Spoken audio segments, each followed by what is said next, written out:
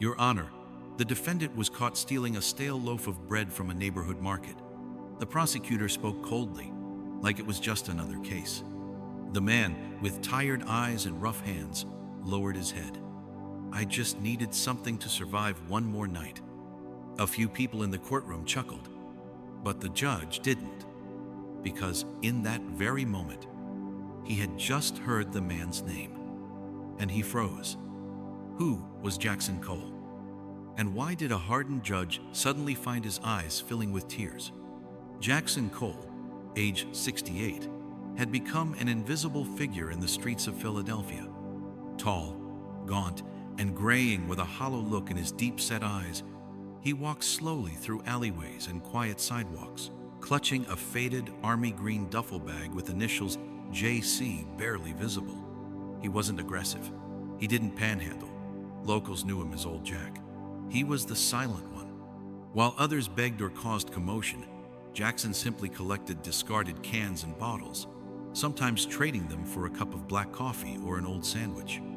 What most people didn't know was that Jackson had once been a decorated soldier. He served in the U.S. Army for 22 years, 3 tours overseas, 2 in Afghanistan and 1 in Kuwait. He was discharged with honor in 2005, but life had already started unraveling. After returning home, he cared for his wife, Cynthia, who was battling ovarian cancer. The VA had misdiagnosed her symptoms for nearly a year. When she finally passed away in 2009, Jackson shattered. He didn't just lose her, he lost his reason for being. He refused help, sold their small townhouse in West Oak Lane, and gave the proceeds to a local cancer foundation in her name. Then, he vanished into the streets of the city he once protected. Sometimes it's easier to disappear than to live as the man who couldn't save her, he once whispered to a shelter worker who offered him gloves during a snowstorm. For 13 years, Jackson drifted. He moved from block to block, shelter to shelter, never staying in one place too long. Occasionally, a church or diner owner would give him leftovers. Sometimes, people would curse or spit at him as they passed. Still, he never raised his voice, never retaliated. A man built for war, now silenced by grief. Then came the bitter winter of 2022. Temperatures in Philadelphia dropped below freezing, and shelters filled quickly. One icy evening, as snow began to fall heavily, Jackson wandered into Lenny's Market on Broad Street. He hadn't eaten in 3 days. His fingers were numb, shaking, as he tucked a half loaf of rye bread beneath his coat. But Lenny, the store's owner, had recently installed new dome security mirrors. He spotted Jackson from across the aisle. Hey, stop right there," Lenny shouted, dropping a crate of oranges and grabbing his phone. "I'm calling the cops." Jackson didn't run. He didn't beg or explain. He simply turned around slowly, the bread now half visible through his open coat. "I just needed something to get through the night," he said quietly. Police officers arrived within minutes. One of them, Officer Ramirez, a rookie just a few months on the job, looked at Jackson's weathered face, the dog tag still hanging around his neck, dull but intact. "You a veteran?" Ramirez asked, hesitating with the cuffs in hand. Jackson nodded. "Used to be. I'm sorry, sir. We have to bring you in. The owner's pressing charges, says it's not the first time." Jackson said nothing. He offered his wrists without resistance. At the precinct, the booking was mechanical. Fingerprints, mugshot, an assigned public defender who didn't ask much beyond name and address, which Jackson didn't have. His court date was set for the next morning. That night in holding, Jackson slept, sitting up, his back against the cold wall, eyes closed, arms around his knees. No calls, no visitors, just silence. The next morning, he was led into Philadelphia Municipal Court, still in the same worn layers from the night before. His boots left faint marks of melted snow on the floor. In the courtroom, no family waited, no advocates, just clerks, a sleepy bailiff, a bored prosecutor, and Judge David Prescott, known for his strict adherence to the letter of the law. Case number 11,624. Commonwealth of Pennsylvania v. Jackson Cole, the clerk announced. The prosecutor stood, shuffling papers. "Your Honor, the defendant was apprehended stealing food from a local grocery. Given multiple prior citations and his transient status, the state recommends detention pending trial. Judge Prescott barely looked up from his file. "Mr. Cole," he said, monotone. "How do you plead?" Jackson raised his eyes for the first time. "Guilty, Your Honor. I was just cold and hungry." Someone chuckled from the back.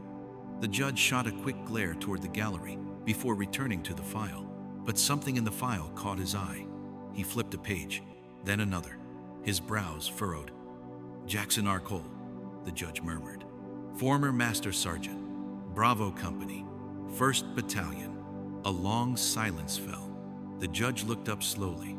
His expression shifted, no longer indifferent, but haunted.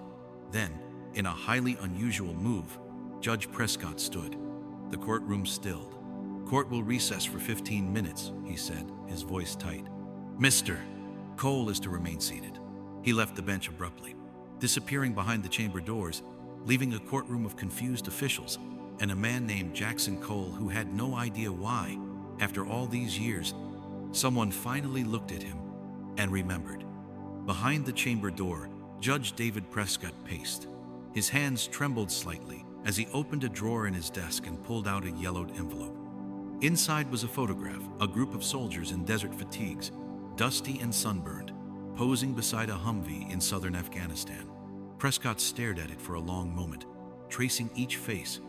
Near the back row, standing tall, was Jackson Cole, younger, bulkier, with sharper features but unmistakably the same man who had just pled guilty to stealing a loaf of bread. Prescott's stomach turned. He crossed to his computer and opened a restricted database he still had access to from his years volunteering with the Veteran Legal Assistance Council. He typed in the name, Master Sergeant Jackson Robert Cole. The screen loaded slowly. Then, a detailed file appeared. Cole had served from 1983 to 2005, logistics and transport specialist, 3 tours, Bronze Star, Purple Heart, commendations for bravery, a name once respected in military circles.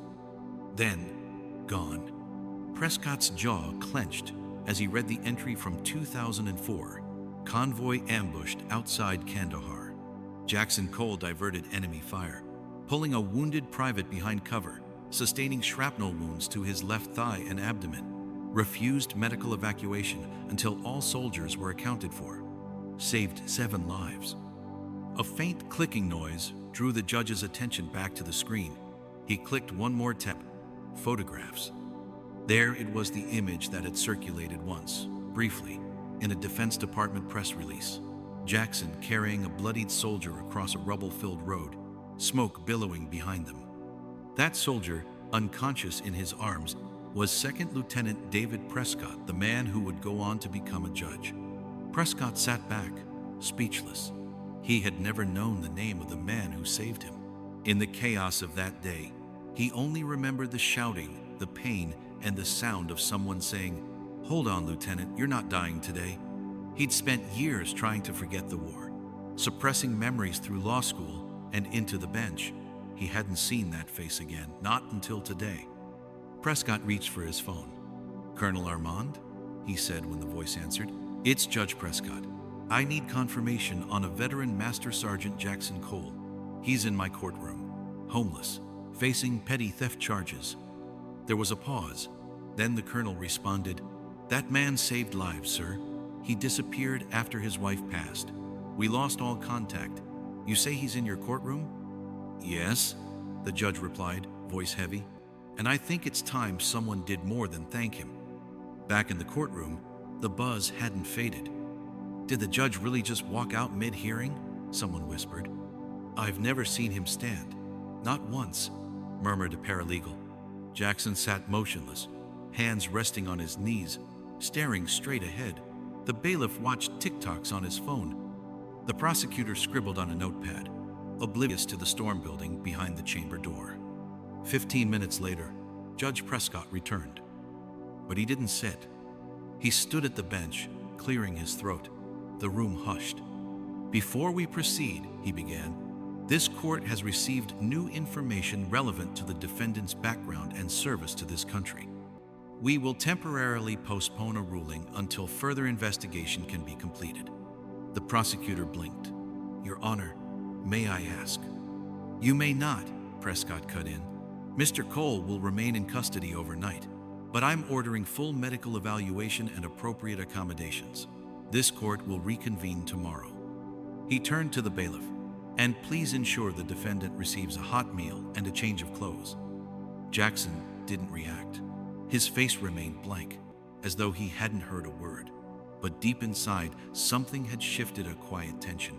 The stirrings of a life long buried, trying to surface again. That evening, a local blog posted a short article. Judge delays sentencing for homeless man over military history. It included a blurry photo of Jackson in handcuffs. The comments flooded in. Another faker claiming to be a vet just to get sympathy. If he was really a soldier, why is he stealing bread? Bet this is just some PR stunt. In the county detention center, Jackson was placed in a small holding cell. The guard who escorted him in whispered, "You got a friend on the bench, huh?" before locking the door. As Jackson sat on the edge of the steel bunk, a younger inmate across the hall stared at him. "You really a soldier?" he asked. Jackson nodded. "My dad was in Fallujah," the kid said. "Died there, you know it?" Jackson looked up. "Yeah," he said softly. "I know it too well." The young man turned away. Later that night, Jackson unzipped a hidden pocket in his duffel and pulled out a tiny photograph, a woman in a hospital bed smiling weakly. Cynthia, his wife, his world. He touched the photo with calloused fingers, whispering, "Almost there, Sin. Almost done." Outside, the snow continued to fall, covering the streets he once walked aimlessly. Tomorrow, for the first time in over a decade, someone would speak for Jackson Cole. And it wouldn't be a public defender rushing through the case. It would be someone who owed him everything. The next morning, the courtroom was strangely full. Word had spread not officially, but through whispers between court staff, clerks, even a couple of reporters tipped off by a city attorney. Something unusual was happening, and at the center of it was a homeless man accused of stealing bread. Jackson Cole was brought in just after 9 a.m., this time wearing a clean thermal shirt and jeans provided by the county shelter. He looked more alert, though still reserved. He clutched his duffel bag tighter than before, and his dog tag still hung around his neck, polished ever so slightly by someone's hand overnight. He didn't notice at first that his public defender had been replaced. Sitting beside him now was an older man in a tailored navy suit, sharp eyes, silver beard, quiet authority. He leaned over and introduced himself. "Richard Halverson, Veterans Legal Defense Alliance. I'll be representing you from here forward." Jackson looked confused. I didn't ask for anyone." "You didn't have to. Someone asked for you." Before Jackson could respond, the door at the back of the courtroom opened, and the bailiff announced loudly, "All rise for the Honorable Judge David Prescott." But Prescott wasn't alone. Behind him, 3 men in full military dress uniforms entered silently. The room stiffened. Even those unfamiliar with protocol recognized this wasn't standard courtroom procedure. The judge adjusted his glasses. "Today's hearing will include testimony relevant to the defendant's background. It may impact these proceedings significantly." The prosecutor, the same one from the previous day, stood hesitantly. "Your Honor, may I—" "No objections will be heard until the court has reviewed all information presented," Judge Prescott replied, his voice calm but firm. He gestured toward the first uniformed man. "Colonel Brian Albright, Fort Indiantown Gap. Please take the stand." Albright approached and was sworn in. His voice carried like a drill sergeant, yet it trembled slightly with emotion. "I have known Master Sergeant Jackson Cole since our second deployment to Afghanistan in 2003. During that time, he served under my command. He was responsible for logistics and frontline supply coordination, one of the most dangerous and unacknowledged roles in active zones." The colonel looked at Jackson directly. This man carried fuel into active firefights, delivered medicine to bombed-out clinics. In one operation outside Kandahar, when our convoy was ambushed, he drove a burning truck away from a group of wounded men. He suffered second-degree burns but didn't stop until the vehicle was clear. Murmurs filled the courtroom. The prosecutor shifted in his seat. But the colonel wasn't done. I later learned that during that same ambush, Sergeant Cole carried a wounded soldier over a mile through hostile terrain. That soldier was a young second lieutenant named David Prescott. Gasps swept the room. The judge's hand gripped the bench. "I owe him my life," Judge Prescott finally said. "And for the last 17 years, I didn't even know his name." He turned to the gallery. "I've built a career, a family, and a life in this city. All of it, every bit of it began because this man refused to leave me behind." Silence followed, the kind that changes people. The prosecutor finally stood. "Your Honor, while this testimony speaks to past service, the fact remains that the defendant committed theft. He stole from a store." Judge Prescott nodded. "Continue, Colonel." Albright pulled out a manila folder. "After receiving your call yesterday, we ran Jackson Cole's record. There was a critical administrative error in 2009 following his wife's death. Multiple letters regarding pension and benefit renewal were sent to his former address. When they were returned unopened, the VA system automatically deactivated his file." The colonel held up a document. "This man has been owed full veteran benefits, housing support, medical care, and monthly payments for nearly 14 years. We estimate the unpaid amount to be over $212,000. Jackson's head dropped. He didn't move. He didn't speak. His hands tightened around the duffel bag. "Furthermore," Colonel Albright added, "we have affidavits from 7 service members under his command, each one affirming his leadership, his bravery, and his refusal to abandon any man under fire." Judge Prescott turned to Jackson. "Mr. Cole, would you please step forward?" Jackson hesitated, unsure. Halverson gave him a small nod. He stood and walked slowly to the front. "I didn't want this," Jackson said quietly. "I wasn't looking for attention. I just wanted to make it one more day." Prescott met his gaze. "I understand, but the truth deserves daylight." The judge then addressed the room. "In light of this testimony, the court will delay any ruling pending a full review of the defendant's record and benefit status. Additionally, I am ordering a temporary release to a VA transitional housing program under Colonel Albright's supervision." The prosecutor opened his mouth but didn't speak. There was nothing to argue. As Jackson turned to return to his seat, the courtroom gallery spontaneously stood, not because of protocol, but because a man who had been forgotten was finally being seen. And this time, the whole city was watching. By noon that day, the story had already begun to ripple far beyond the courtroom. It started with a tweet from a local reporter sitting in the gallery. "Breaking. Homeless man caught stealing bread turns out to be decorated Army veteran who saved judge's life in Afghanistan. Court stunned. Full report coming." Within minutes, the tweet had thousands of shares. By early afternoon, national media had picked up the story. Photos of Jackson Cole, one from his military record, one from court in handcuffs, began circulating side by side across headlines with titles like "Forgotten Hero," "Homeless Vet Identified as Decorated Soldier." Judge moved to tears after discovering bread thief was his wartime savior. How did we let Jackson Cole slip through the cracks? On social media, the reactions were fierce and emotional. This is what we do to our heroes? $200 K in unpaid benefits. That's not just negligence, that's betrayal. We owe this man more than back pay. We owe him our respect. Back in the temporary VA housing unit, Jackson sat quietly on a bed with clean sheets, the first in years, staring at the photograph of Cynthia he had placed carefully on the nightstand. A social worker had given him a cup of chamomile tea and a hot meal, but he hadn't touched either. He still couldn't make sense of the past 48 hours. "Why now?" he whispered to no one. "Why after all this time?" That evening, Jackson was visited by Colonel Albright and Attorney Halverson. The colonel carried a thick envelope documentation of Jackson's reactivated benefits, medical evaluations scheduled, and a temporary VA debit card. "There's more coming," Albright said, "but this is a start." Jackson looked at the documents, barely nodding. I didn't want this circus," he said. I didn't ask to be anyone special. Halverson sat beside him. Sometimes it takes one voice to remind the world what it's forgotten.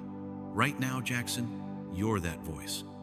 Meanwhile, in a new studio across town, Judge Prescott sat for an exclusive interview reluctantly, but with purpose.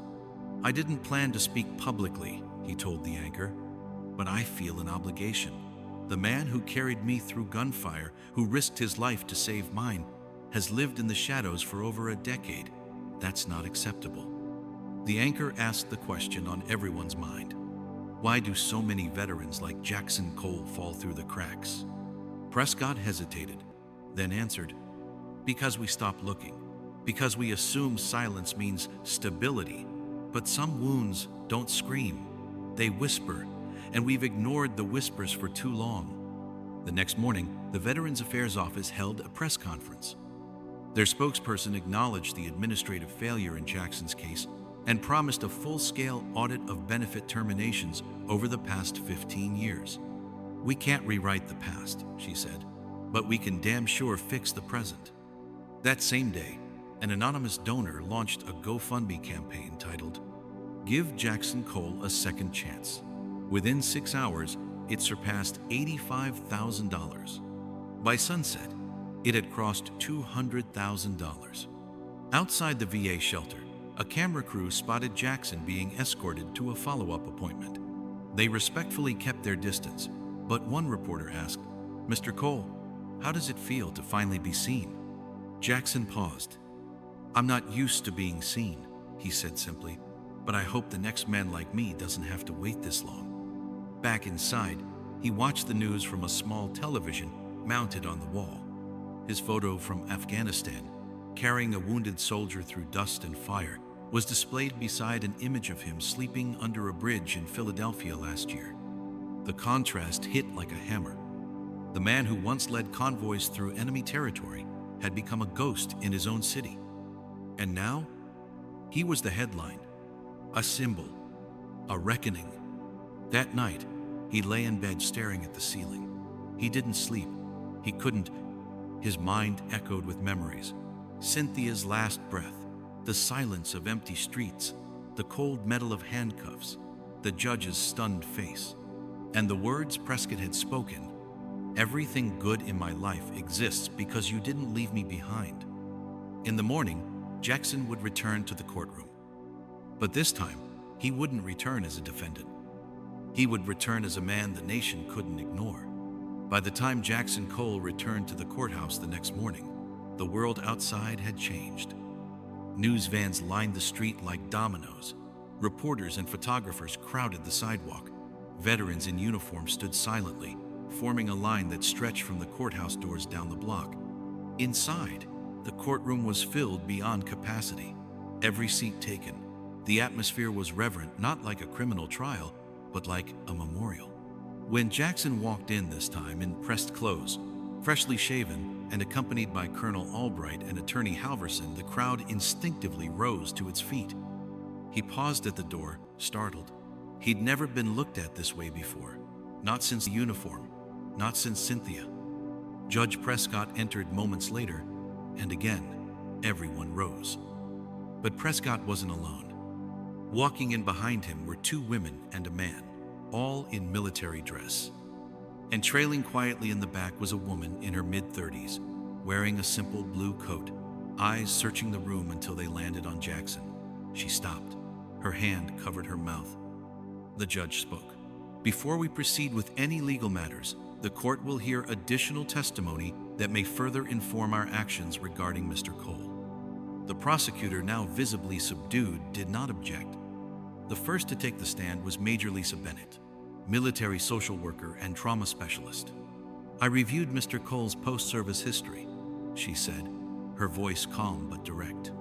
His complete disappearance following his wife's death is consistent with deep trauma compounded by untreated PTSD. Records show he made 2 attempts to seek counseling, but the VA system failed to follow up. She turned to Jackson directly. You didn't disappear, Mr. Cole. You were abandoned. The second testimony came from Staff Sergeant Marcus Ray, one of Jackson's former unit members, flown in overnight from Texas. He was our backbone, Marcus said. The kind of leader who didn't yell. He listened.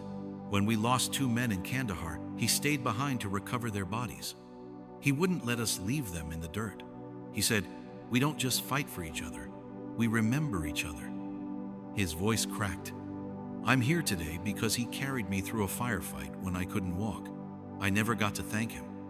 Then came the third voice, soft, trembling, and unexpected. The woman in the blue coat stepped forward. The clerk hesitated. "Your name?" "Rebecca Sinclair," she said. "I'm Cynthia Cole's niece." A stunned silence settled over the courtroom. "I haven't seen Uncle Jackson in over 10 years, she said. "We looked for him. After Aunt Cynthia passed, we searched shelters, posted online, but we didn't know where he went." Tears streamed down her cheeks. "I used to sit on his shoulders when I was a kid. He taught me to ride a bike, to stand up for myself, and then one day, he was gone." Rebecca walked over to Jackson. "You didn't fail her," she whispered, hugging him tightly. "You just got lost." Jackson didn't speak. His arms slowly rose to hold her. For the first time in over a decade, someone touched him not out of pity, but love. When they separated, even the court reporter was dabbing her eyes. Judge Prescott stood once more, fighting emotion. "I've been a judge for 12 years, he said. "And in that time, I've ruled on thousands of cases. But this is the first time I've had to look into the eyes of the man who saved my life and ask myself, why did it take this long to see him again?" He turned to the prosecutor. "In light of this overwhelming testimony, does the state still wish to pursue charges?" The young man stood slowly, glancing at Jackson. "No, Your Honor. The state moves to dismiss all charges against Mr. Cole, with prejudice." "So ordered," said the judge. "Mr. Cole, you are free to go." The room erupted in quiet applause, not boisterous, not loud, but full of respect. A room full of people stood as Jackson turned and faced them, not as a defendant, not as a forgotten man, as a hero. Later that day, he stepped out into the sunlight for the first time as a free man, no longer nameless, no longer invisible. Veterans saluted him. A child offered him a handmade card. Cameras flashed, but he didn't look into them. He only looked at Rebecca, who smiled and whispered, "Let's go home." And Jackson Cole, after 15 years of silence, finally took the first real step toward healing. The story of Jackson Cole wasn't just a news cycle anymore, it had become a movement. Within 48 hours, number Justice for Jackson was trending across the United States. Television anchors referred to him as the man who saved the judge, only to be forgotten by the system he served. News outlets scrambled to interview veterans with similar stories, and suddenly, Jackson's voice echoed through hundreds of others who had quietly fallen through bureaucratic cracks. By week's end, the GoFundMe campaign for Jackson had surpassed $310,000. But Jackson didn't want attention. He didn't move into a mansion. He didn't sign any book deals. He didn't even buy a car. Instead, he requested a small, one-bedroom apartment through the VA's Veteran Supportive Housing Program, located just 4 blocks from the park bench where he had spent countless cold nights. He asked that any additional funds be redirected to a new foundation, one that would offer legal and psychological support to homeless veterans navigating the system alone. The organization would be called the Cole Initiative. Meanwhile, pressure mounted in Washington. Senator Helen Brooks of Pennsylvania stood before Congress and held up 2 photographs, one of Jackson in uniform, the other of him hunched over in court, hands cuffed and head bowed. "This," she said, "is the same man, but only one of these pictures earned him respect. The other earned him handcuffs, and the difference is on us, not on him." Her speech ignited a bipartisan push to audit veteran benefit terminations nationwide. Within days, the Veteran Accountability Reform Bill was introduced, proposing mandatory human review before any benefit termination. 24/7's Veteran Support Hotline, staffed by trained caseworkers, automatic appeals process for failed contact cases, emergency housing priority for homeless former service members. The bill was nicknamed in the press as Cole's Law. Across the country, Jackson's story was being taught in schools. Children wrote essays. Teachers asked students to imagine what it meant to be forgotten and to forgive a nation that had looked the other way. One fourth-grade class in Pittsburgh painted a mural of Jackson half in military gear, half in tattered civilian clothes with the words, "Not all heroes wear uniforms forever." Jackson visited the school in secret a week later. He stood quietly before the mural, hands in his pockets. A little girl tugged at his sleeve. "Are you the man from the painting?" He nodded. She smiled. "You look nicer in real life." He smiled back, a quiet, humble curve of the lips that faded just as gently. Meanwhile, Judge Prescott, who had recused himself officially from any future legal decisions regarding Jackson, continued to speak at veteran awareness forums across the country. At one event in Chicago, he told the crowd, "I sat on a bench of justice for over a decade and failed to see the injustice right outside my own courthouse. Jackson Cole didn't just save my life in Afghanistan, he saved my conscience. And now, we owe him and every forgotten vet far more than apologies." He concluded by pulling out the same photograph that had changed everything, the one of Jackson carrying him across rubble and fire. "From that day to this," he said, "I've been carried by this man. It's time I help carry him." Back in Philadelphia, Jackson lived quietly. He attended therapy. He helped serve meals at the same church that once gave him coffee scraps. And every Thursday, without fail, he visited Prospect Square, where he sat on a park bench and simply watched the world move. One afternoon, he was approached by a teenage boy who handed him a crumpled drawing. It was a sketch of a soldier carrying another on his back, with the words, "No one left behind." Jackson looked at the boy, nodded, and tucked the drawing into his coat pocket. That night, he framed it beside Cynthia's photo. He had once believed that healing wasn't possible, that silence would be his legacy. But now, the country that forgot him was learning to remember. And every story told, every law changed, every dollar donated, all of it whispered the same truth. Sometimes justice comes late, but when it comes, it speaks louder than pain. Winter faded. In Philadelphia, the ice began to melt from rooftops and sidewalks, and the wind carried more birdsong than frost. Jackson Cole sat by the window of his small apartment, bathed in sunlight, his hand resting gently on a picture frame. Inside it, Cynthia, smiling, tired but smiling. That same faint smile she wore during her last days in the hospice when he used to read poetry to her, even as the doctors grew silent about her chances. For over a decade, that photo had lived in the bottom of his duffel, wrapped in plastic and memories. It had survived storms, pavement, and police searches. Now, it had its own place beneath a lamp, next to a folded flag, and beside the framed drawing from the boy in the park. Jackson stared at her for a long time. "I made it, Cyn," he said softly. "It took me a while, but I got here." He never remarried. Never wanted to. Cynthia had been his anchor, his home, his peace after war. When she died, the world became unrecognizable. That's what no one ever talks about, not in therapy, not on television specials about veterans. Grief isn't loud. It's a long silence that eats the edges of your identity. He hadn't just lost his wife. He had lost the only person who could remind him who he was outside the uniform. But now, something was changing. Slowly. He had routine again. A bed with sheets. A neighbor who offered him coffee each morning. Weekly therapy sessions that didn't feel like interrogation, but like conversation.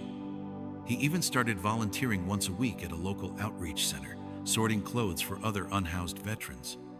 The director there, a warm-voiced woman named Teresa, had once served in the Navy. She called him Sarge, and the nickname stuck. She didn't treat him like a story. She treated him like a person. "You know you could take a speaking gig or two," she told him once. "They'd pay you." "I didn't survive just to talk about surviving," he replied, but he agreed to speak once. It was at Lincoln High School, in front of 120 teenagers who had watched his viral story as part of their civics unit. Most expected a war hero speech, a movie monologue. Instead, Jackson stood before them in a plain sweater and jeans and said, I don't know what you've heard, but I'm not here to inspire you. I'm here to tell you that life will test you not with bullets or explosions, but with silence, with being ignored. And when that happens, you have to decide if you'll disappear, or if you'll stand up even when no one is watching. One student asked, "Were you ever angry?" He paused. "No," he said. "I was broken. That's different." Another asked, "What made you come back?" Jackson looked toward the teacher, then toward the window where sunlight streamed in. "Someone remembered me." The school gave him a standing ovation. He didn't stay long after. He never did. He walked home that day alone, his mind heavy, but not in the same way as before. That night, he dreamed of Cynthia. In the dream, she wasn't sick. She wore a white sundress, standing barefoot in a field. She didn't speak, but she smiled that same tired, beautiful smile. Jackson walked toward her, reached out. He woke up with tears in his eyes. The next day, he visited her grave. He hadn't been there in 11 years. The stone was clean. Someone, maybe Rebecca, had been tending it. He knelt beside it, pulling a folded letter from his coat. "Hey," he whispered, "I wrote something." The letter was simple. It wasn't poetic or rehearsed. It was just real. He read it aloud. "I got lost for a long time, but I never stopped hearing your voice.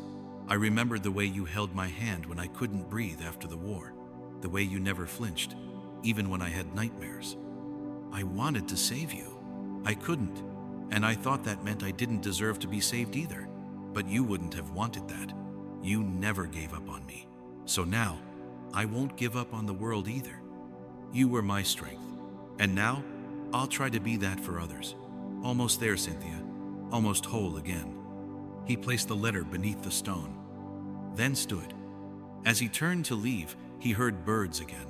Not war cries, not sirens, birds.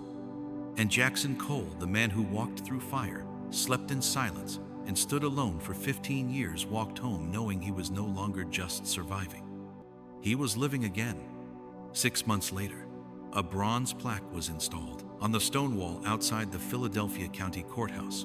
It bore an inscription in bold, raised letters. "Justice is remembering those who were once forgotten." Beneath it, etched into the metal, was a bas-relief of a soldier carrying a wounded man across a battlefield. No names, just a date. The 12th of April, 2004, Kandahar Province, Afghanistan. The dedication ceremony drew hundreds. Veterans stood shoulder to shoulder, some saluting, others wiping tears. Local leaders spoke, news cameras rolled. But when the time came for Jackson Cole to speak, he almost didn't. He stood at the microphone, silent for a moment too long. Then, in a clear, grounded voice, he said, "I didn't ask for this plaque, or for the attention. I'm not the only one who was left behind. I'm just the one who got noticed first." He paused, letting the words settle. There are still thousands of veterans walking these streets with stories no one's asked to hear. They wore the uniform. They gave everything. And then we forgot their names. He reached into his pocket and pulled out the drawing. A boy had once given him the sketch of a soldier carrying another. We say, no one left behind, but it has to mean more than the battlefield. It has to mean the streets, the shelters, the silence. A standing ovation followed, but Jackson didn't linger. He returned quietly to his seat beside Rebecca and Judge Prescott. That same week, the Cole Initiative opened its first legal clinic for veterans in Pittsburgh. Over 80 former service members received help within the first 3 days. Plans were already underway to expand to Detroit, Phoenix, and Atlanta. The VA, under new scrutiny, launched a national review of benefit terminations going back 20 years. But Jackson remained distant from the spotlight. He preferred early mornings at the park, cups of coffee shared with other quiet men in faded caps, and slow walks with Teresa, who, over time, became more than just a colleague. She never pushed, never asked him to change. She just showed up, and sometimes that was all he had needed. In November, he was invited to speak at Veterans Day at Fort Indiantown Gap. This time, he wore his full uniform, the Bronze Star. the Purple Heart, the campaign ribbons. When asked to give a few words, he kept it brief. Once I protected this country, and for a long time I thought the country had forgotten me. But today I'm reminded kindness may come late, but it always arrives when someone chooses to care. He stepped back from the podium and saluted the crowd. And in that moment, every service member present, from 19-year-old recruits to generals with graying temples, returned the salute. Not out of obligation, but out of reverence. In a quiet apartment, on a quiet street, a quiet man lived a life he thought he'd never get back. On the bookshelf, beside Cynthia's photo and the drawing of "No One Left Behind," sat a small, engraved box. Inside it, his military medals, folded letters from students, a worn-out dog tag, and a napkin scribbled with the words, "Almost there, Cynthia." Jackson Cole never became rich. He never sought fame, but he became something far more enduring, a reminder. A reminder that behind every weathered face is a story, that some heroes never ask to be seen, and that sometimes justice doesn't knock. It waits patiently to be invited back into the light. And when it arrives, even years late, it still matters.